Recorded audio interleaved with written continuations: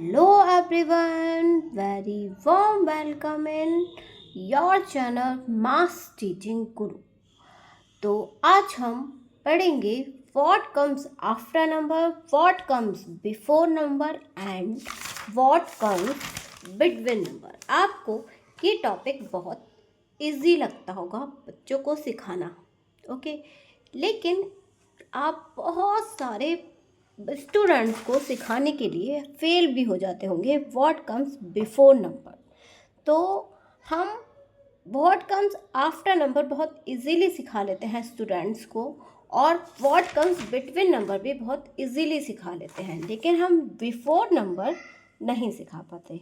तो मैं आपको सारी टिप्स और ट्रिक दूंगी बिफोर नंबर सिखाने की। ये जो मैंने 20, 30, 60 इज़ अ बिफोर लिखा है, इसकी भी एक मैंने बहुत इजीली मेथड लिया है, क्योंकि बच्चे क्या है 20, 30, 60, 40, 10 इन सब का ही बिफोर नंबर लिखने में बहुत ज़्यादा मिस्टेक करते हैं। 8, 11 का भी लिखने लगे ना तो इसका लिखना उनके लिए बहुत मुश्किल हो जाता है, क्योंकि मुझे बहुत फुल्ली एक्सपीरियंस है, क्योंकि मैं कम से कम 10 और 12 ईयर्स से बच्चों को ये सब सिखा रही हूँ। ओके, तो मैं इससे पहले आपको बता दूं कि मैंने 5th क्लास की मैथ्स भी अपने चैनल पर अपलोड करना स्टार्ट कर दिया है। मैंने फर्स्ट चैप्टर फुल्ली कंप्लीट कर दिया है 5th क्लास की मैथ का, और सेकंड चैप्टर स्टार्टेड है।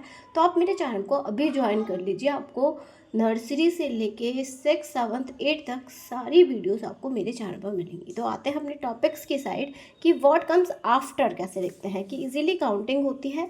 8 के बाद आता है 9, 11 के बाद आता है 12, 13 के बाद आता है 14, 15 के बाद 16, 17 के बाद 18, 19 के बाद आता है 20 and 32 is 33, 35 is 36, 37 is 38, 39 is 40।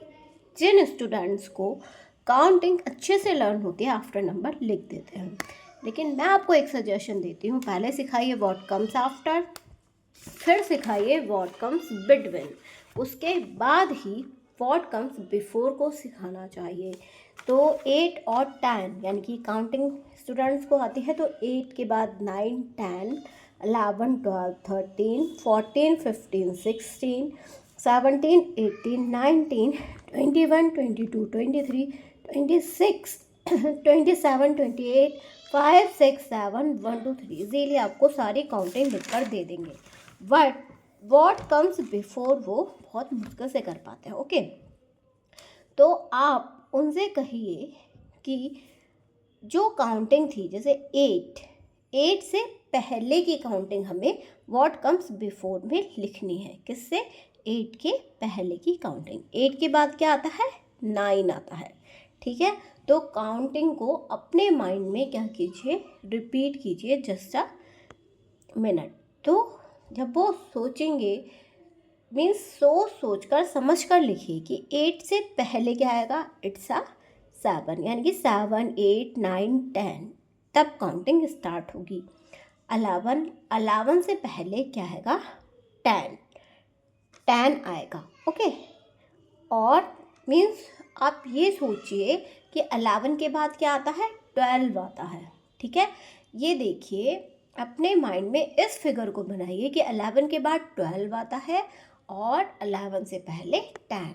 Countings को अच्छे से अपने माइंड में, पहले इस प्रोसेस को वो धीरे धीरे करेंगे। जैसे 13 है तो उनसे स्टूडेंट से कहिए कि 13 को आप मिडिल में रखिए और 13 से बाद में नंबर सोचिए और 13 से पहले सोचिए। अगर वो बिटवीन बहुत ज़्यादा आपने उन्हें कराए हैं तो वो काफ़ी हद तक इस प्रोसेस को समझ पाएंगे। ठीक है, तो 13 से बाद में आता है 14, तो वो ध्यान से सोचेंगे। तो 13 से